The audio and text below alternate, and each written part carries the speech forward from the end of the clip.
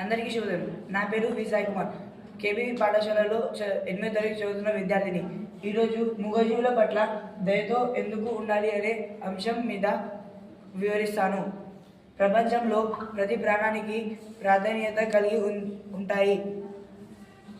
మూగజీవులు మనలాగా నోరు విప్పి ఆకలి, దప్పిక, నొప్పి అని చెప్పలేవు. కానీ మనలాగా ఆకలి మొదలైన బాధలు ఉంటాయి. అవి మన మీద ఆధారపడి ఉంటాయి. మన మీద అభిమానం పెంచుకుంటాయి. అవి మనకి సహాయం చేసి మనకి సహాయపడతాయి. వాటి స్వార్థంగా ఉండదు. మన స్వార్థం కోసం వాటిని మనం రాళ్లతో కొట్టడం, టపాసులు పేల్చి వాటి మీదకి విసరడం వంటి పనులు చేయొద్దు. పశుపక్షులు అంతరించిపోతే మానవ మనుగడ దెబ్బతింటుంది. ప్రపంచంలో ఏ జంతువు మనకి హాని చేయదు. మనమే వాటి ప్రాణాలతో ఆడుకుంటాము.